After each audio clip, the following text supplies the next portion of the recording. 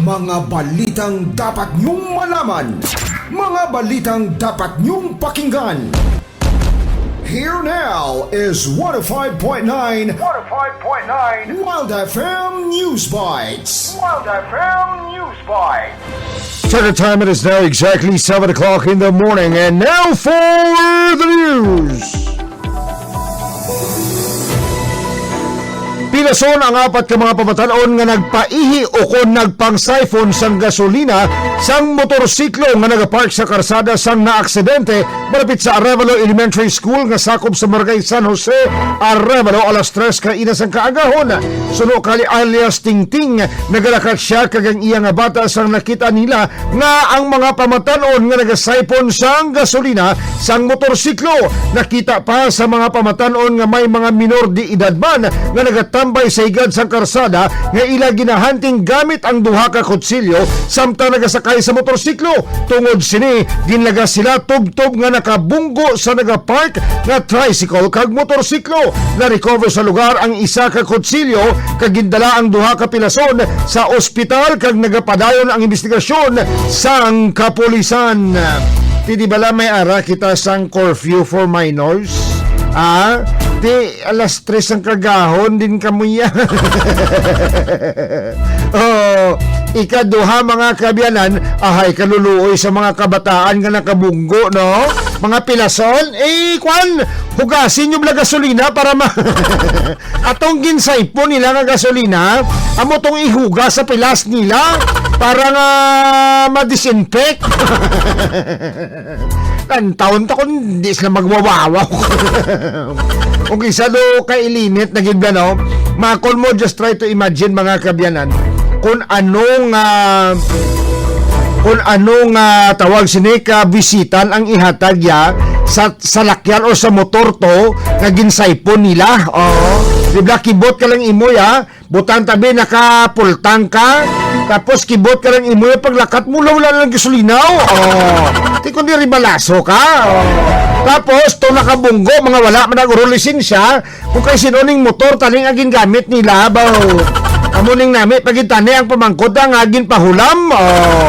Kung isa mo na blang hambal na maluoy ka man sa mga kabataan nga ni. Kay ti siyempre basi kulang man bla sa kwan pagtatap sa mga ginikanan. Pero kung amuning ginaobra sa mga kabataan baw. Dibla do kung kisa do ka ilinit na gidla nga ang ginaobran na do hindi na gidla yung tsakto mga kabyanan. Di kabay pa. Kung ako to sa motor, tag-iyas ang motor, pailang ko gidya kaso ya. Actually, ang pilas na nga naagom nila, hindi kwan pa na, nang minor pa na. Ang iba, kung mga iban-iban nga lugar, kag nadakpan ka mga motor, pinakanubo nga nakuha nyo guro kadul. Kapin pa kung mga maduludulman, kag wais ang tao nga kwan, kag madakpan ka mo, laban-laban pinakanubo, guro kagis, kag tindak. Di ba? Amo nang kamaturan niya mga kabyanan. Di may nadakpan pa nga mga sundang. Di makod mo kung ano kadelikado subong sa mga kabataan, mga kabyanan. Hindi kakahatag kitar mo na siling abi mga kabataan saway-sawayon mo. Ay, kibot kimoya, may buho na kilid mo. Samtang mga kabyanan, nagapabili naman nga testigo sa impeachment trial bato kay Vice President Sara Duterte, si OVP Chief of Staff Attorney Solica Lopez.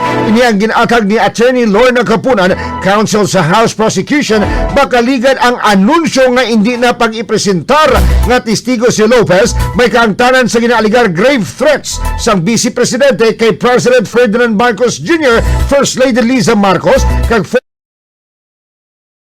sunod ay Kapunan na lista sa mga testigo sa prosecution si Lopez sa iban nga articles of impeachment. Kagdugang pa niya, diskusyonan pa sa prosecution kung ipresentar si Lopez sa mga masunod nga schedule sang impeachment trial.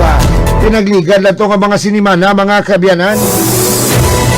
Kung si Zuleika Lopez pa mga kabyanan, Atty. Zuleika Lopez mga kabyanan, magsiling, humanda na kuno, kay te isa ka dako nga bagyong Inday ang magasunod sa Pilipinas mga kabyanan. At preparado na yan si Atty. Zuleika Lopez mga kabyanan, Iti base sa schedule dapat sa Lunes pa ni sa.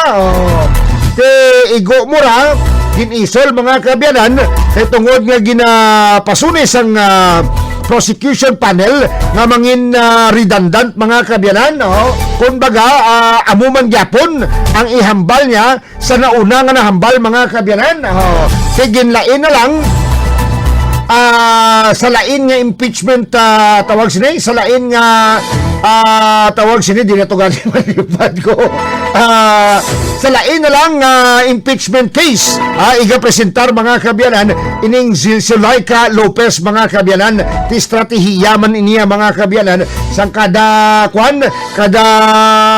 posisyon mga kaabyanan kagkabay pa lantaw naton mga kaabyanan ti kahapon to naging masadya mga kaabyanan kag samtang nagadugay nga nagadugay mga kaabyanan naging taktikado na ang mga kada grupo ang prosecution kag ang defense panel mga kaabyanan mo nang hambal ko gani sa sininga kaso mga kaabyanan kung alang-alang laning abogado mo de pusa ka de. Ting mga abogado sa both parties, prosecution and defense panel, mga dikalibre ni mga kaabyanan mo nang ginahambal ko sa inyo nga kinanglan lantaw ka mo kay may ma-learn gid ka mo dira sa mga teknikalidad sa mga terms nga ginagamit nila mga kaabyanan kag sa pagplastar nila kay may ma-learn gid kita dira mga kaabyanan sumuna mas mayo gid nga maglantaw kita mga kaabyanan. Check your time, it is now 7:07 in the morning. Mayong aga nagli happy Wild FM listening. Migo ko si Pre Dax Pasol gapamati na subong. Si Ma'am Emmy Pasol, si Eliza, si Aika. Good morning gid damo nga salamat gid sa pagpamati sa Wild FM. Si Ma'am Joy Dutosme gapamati man na subong. Damo nga salamat gid sa pagpamati sa Wild FM. Check your time. It is now 7:07 in the morning. Right here sa 105.9 Wild FM. Kasama si DJ Kulay.